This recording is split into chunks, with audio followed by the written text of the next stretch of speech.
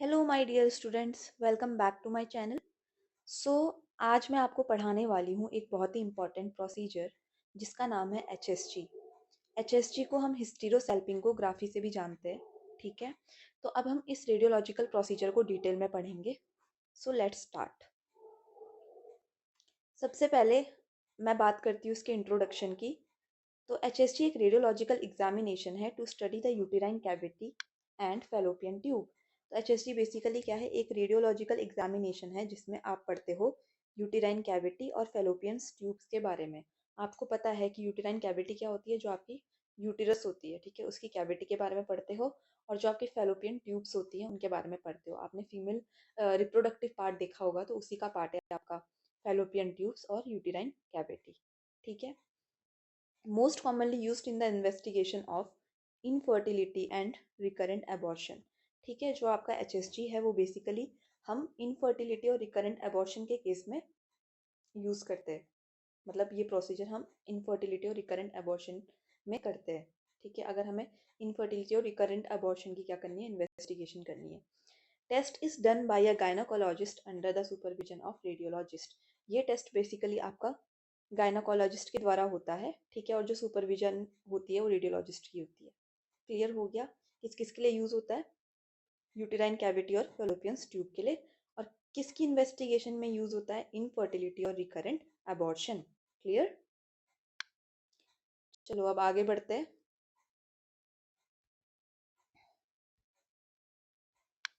अब हम पढ़ेंगे एचएसजी के इंडिकेशंस के बारे में। इंडिकेशंस मतलब किन किन केस में हम एचएसजी करते हैं। तो सबसे पहले इनफर्टिलिटी। ठीक है, अगर कोई भी पेशेंट इनफर्टाइल है तो हम क्या करते हैं, एचएसजी करते हैं। रिकरेंट स्पॉन्टेनियस अबॉर्शंस, अगर बार बार क्या हो रहे हैं, अबॉर्शंस हो रहे हैं, तभी भी हम क्या करते हैं, एचएसजी करते हैं। कॉन्जेनाइटल यूटेराइन एबनॉर्मलिटीज, अगर आपको किसी भी प्रकार की यूटेरस में एबनॉर्मलिटीज है and it is by birth, congenital मतलब बाय बर्थ, तो अगर आपको बाय बर्थ यूटेराइन एबनॉर्मलिटीज है उस केस में भी आप क्या करोगे, एचएसजी करोगे। Suspected case of genital tuberculosis, अगर आपको जेनाइटल टीबी है तो उस केस में भी हम एचएसजी करते हैं। यूटेराइन फाइब्रॉइड्स मैलिग्नेंसी या फिर पॉलिप्स के केस में भी हम एचएसजी करते हैं। Pathology of uterus and uterine tubes, अगर आपको पैथोलॉजी देखनी है यूटेरस की और फैलोपियन ट्यूब्स की, तभी भी आप क्या करोगे, एचएसजी करोगे। To see early blockage in fallopian tubes and uterus, अगर किसी भी प्रकार की रुकावट या फिर ब्लॉकेज आ रही है फैलोपियन ट्यूब्स और यूटेरस में, तो उस केस में भी हम क्या करते हैं, एचएसजी करते हैं। आई होप आपको इंडिकेशंस क्लियर हो गए होंगे एचएसजी के। ओके, अब हम बात करेंगे कॉन्ट्रा इंडिकेशंस की। कॉन्ट्रा इंडिकेशन मतलब क्या होता है कि किस केस में हम एचएसजी नहीं करेंगे। तो सबसे पहला है आपका suspected pregnancy.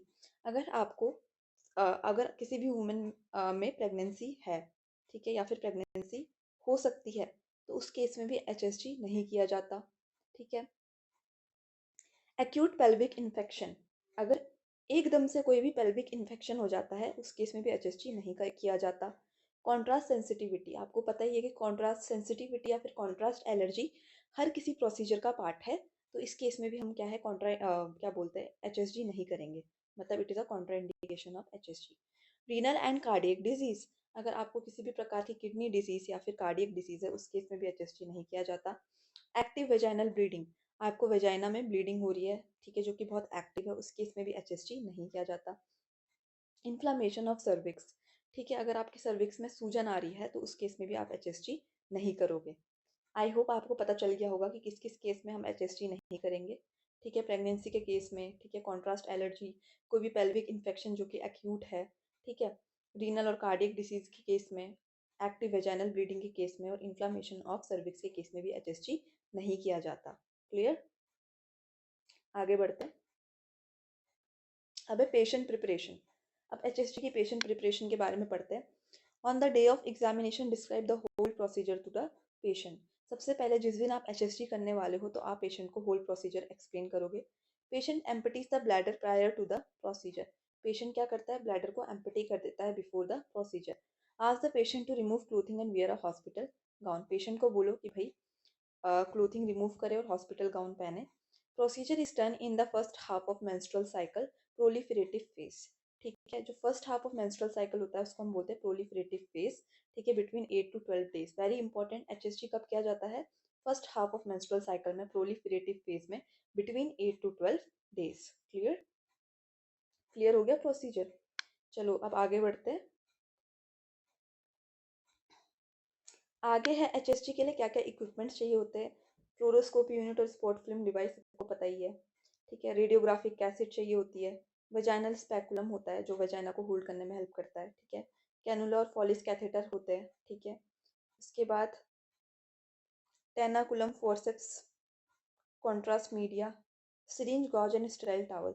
These are the equipments required for HSG. अब आगे बढ़ते हैं, अब देखते हैं प्रोसीजर करना कैसे है, ठीक है। अब हम प्रोसीजर के बारे में पढ़ेंगे कि एचएसजी का प्रोसीजर करना कैसे है। तो सबसे पहले patient is placed in the lithotomic position. Patient को आपको क्या रखना है? लिथोटॉमिक पोजीशन में रखना है, ठीक है। लिथोटॉमिक पोजीशन में पेशेंट को रख दिया। The perineum is cleaned with antiseptic solution and wrapped under aseptic condition. उसके बाद जो आपकी पेरिनियम या फिर वजाइना है उसको आपको एंटीसेप्टिक सॉल्यूशन से क्लीन कर देना है। A vaginal speculum is introduce and the cervix is visualised. उसके बाद क्या करते हो आप? स्पेकुलम को इंट्रोड्यूस करते हो वजाइना के अंदर और क्या करते हो? सर्विक्स को विजुअलाइज करते हो, ठीक है। Cervix is held with tenaculum and cannulated with an ear free cannula. तो टेनाकुलम एक तरह का टूल होता है जिससे हम सर्विक्स को क्या करेंगे? होल्ड करेंगे और सर्विक्स को कैनुलेट कर देंगे, ठीक है, with year free cannula. And intra uterine cannula is inserted into the cervical canal. उसके बाद हम क्या करेंगे? इंट्रा यूटेराइन कैनुला को सर्वाइकल कैनाल में इंसर्ट कर देंगे और जो स्पेकुलम हमने पहले इंसर्ट किया था उसको हम रिमूव कर देंगे, ठीक है। The patient is placed in slight Trendelenburg position. Trendelenburg position आपकी होती है जब आपका हेड डाउन होता है और फीट अप होती है। तो उसके बाद हम पेशेंट को ट्रेडेलिनबर्ग पोजीशन में क्या कर देंगे? प्लेस कर देंगे। Under fluoroscopic guidance 5 to 6 millilitre of contrast media is injected slowly, ठीक है। उसके बाद फ्लोरोस्कोपी की हेल्प से हम क्या करेंगे? 5 to 6 millilitre contrast media inject कर देंगे पेशेंट में slowly.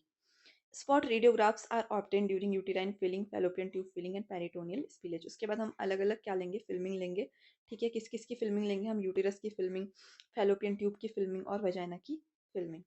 Clear? This was all about the procedure of HSG. Okay, now filming आपको याद करनी है। कौन कौन सी फिल्मिंग हम लेते हैं? सबसे पहले अर्ली फिलिंग फेस, ठीक है। फिर यूटेरस फुली फिल्ड, फिर fallopian tube filling phase and peritoneum. मतलब लाइन से है ये। यूटेरस हो गया, फैलोपियन ट्यूब हो गया, पेरिटोनियम मतलब वेजाइनल जो आपका फेज है उसमें हम अलग अलग क्या लोगे? स्पॉट फिल्म्स लोगे। Clear? Next is after care. Intra uterine cannula is removed. अब जो तुमने कैनुला इंसर्ट की थी यूटेरस में, you will remove it. Antibiotics are given to the patient. Patient को एंटीबायोटिक्स दे दोगे। अगर किसी भी प्रकार की पेन या फिर एलर्जी पेशेंट को हुई होगी तो वो एंटीबायोटिक्स उसको हील कर देगी। Patient is informed about vaginal spotting for 1 to 2 days. Patient को इन्फॉर्म करोगे वेजाइनल स्पॉटिंग के बारे में। नेक्स्ट इज कॉम्प्लिकेशंस क्या क्या होगी? यूटेरस में पेन हो सकता है, इन्फेक्शन हो सकता है, ब्लीडिंग हो सकती है और यूटेरस में परफोरेशन हो सकती है। क्लियर? तो this was all about HSG. I hope आपको समझ आ गया होगा। तो आप नोट्स भी इस अकॉर्डिंग बनाना। सबसे पहले इंट्रोडक्शन से शुरू करना, उसके बारे में बताना कि क्या क्या होता है। एक रेडियोलॉजिकल एग्जामिनेशन है जिसपे हम यूटेराइन कैविटी और फैलोपियन ट्यूब को क्या करते हैं? स्टडी करते हैं with the help of contrast media, ठीक है। उसके बाद इनफर्टिलिटी और रिकरेंट अबॉर्शंस की केस में हम इसको यूज़ करते हैं। इंट्रोडक्शन लिखना, फिर इंडिकेशंस लिखना। इंडिकेशंस आपको बता दिया किस किस केस में आप हम एचएसजी करते हैं, ठीक है। उसके बाद कॉन्ट्रा इंडिकेशंस किस किस केस में आप नहीं करोगे। उसके बाद आप कॉन्ट्रा इंडिकेशंस लिखोगे एचएसजी के। क्लियर? फिर आप पेशेंट प्रिपरेशन के बारे में लिखोगे कि कैसे आप पेशेंट को प्रिपेयर करोगे। इक्विपमेंट्स लिखोगे, प्रोसीजर लिखोगे, स्पॉट फिल्म्स आर टेकन, ठीक है, फिल्मिंग लिखोगे उसकी लाइन वाइज। फिर आप आफ्टर केयर और कॉम्प्लिकेशंस लिखोगे। और एक चीज़ मैं और मेंशन करना चाहती हूँ जो इस स्लाइड में मेंशन नहीं किया मैंने, कि हम कॉन्ट्रास्ट मीडिया कौन सा यूज़ करते हैं एचएसजी में। तो हम basically Omnipaque contrast media use करते हैं, ठीक है, जो कि नॉन आयोनिक होता है। कौन सा यूज़ करते हैं? ओमनीपैक कॉन्ट्रास्ट मीडिया यूज़ करते हैं which is non ionic. Okay, आप ये डायग्राम देख सकते हो। किसी को भी डाउट हो रहा है फैलोपियन ट्यूब कहाँ पे होती है, ठीक है, यूटेरस कहाँ पे होता है, तो दिस इज द डायग्राम। ये देख सकते हो, this is uterus, next fallopian tube, ovary, cervix, vagina, catheter. ठीक है, कैथेटर अगर किसी को डाउट हो रहा होगा व्हाट इज कैथेटर, तो ये देखो ऐसी लॉन्ग पाइप टाइप की होती है जो हम इंसर्ट करते हैं। ठीक है, and this is your syringe. Okay, I hope I am clear. Okay, thank you so much guys, और प्लीज़ मेरे चैनल को लाइक, सब्सक्राइब और शेयर करना मत भूलना, ताकि मैं ऐसी ही वीडियोस आप लोगों के लिए बनाऊं।